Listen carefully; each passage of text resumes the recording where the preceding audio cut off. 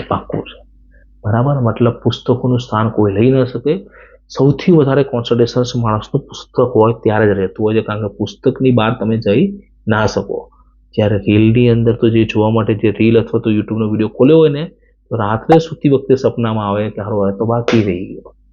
એવા સારા પુસ્તકોનું જો લિસ્ટ તમારે જોતું હોય તો મને વોટ્સઅપ ઉપર આ નંબર પર હાય લખી અને બુક્સ નેમ લખજો, એટલે હું તમને સારા પુસ્તકોના ફોટા તમને હું આપી દઈશ. બરાબર.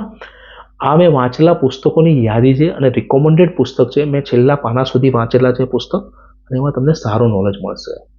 નોલેજ મળે એ પૂરતું નથી, પછી એને એક્શનમાં લાવવું પડે. અને એક્શનમાં લાવવા માટે અમારી જેવા વ્યક્તિઓ હોય છે, સંપર્ક કરજો. અમે તમારી પાસે હાજર થઈ જશું અને તમને ચોક્કસ આર્થિક આયોજન કરવામાં મદદ કરીશું. L for loan management.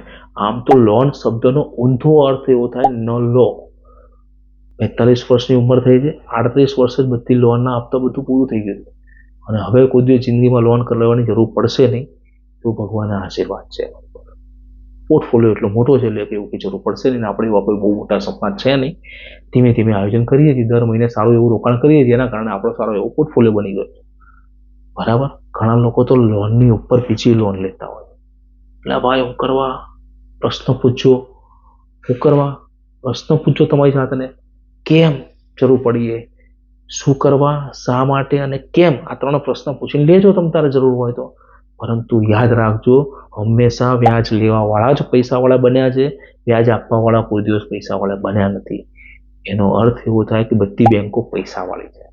બરાબર. તો ધીમે ધીમે ધીમે ધીમે ધીમે પોર્ટફોલિયો બનાવતા જાઓ અને લોકોને પૈસા આપવાનું ચાલુ કરો, એટલે કે ઇન્વેસ્ટમેન્ટ કરવાનું ચાલુ કરો, તો જ્યાંથી તમારું રિટર્ન આવતું હશે. વિડીયો અંત સુધી જોયો હોય તો નીચે 100% લખીને કોમેન્ટ કરજો, જેનાથી અમને ખબર પડે કે આપ અંત સુધી વિડીયો જુઓ છો. અને અમે આવા નવા વિષયો લઈને આપણી સમક્ષ દર રવિવારે ઉપસ્થિત થઈશું.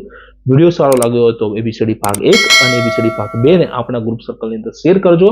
એબીસીડી ભાગ 3 ખૂબ જ ટૂંકા સમયમાં આપની સમક્ષ આવી જશે. જય સ્વામિનારાયણ.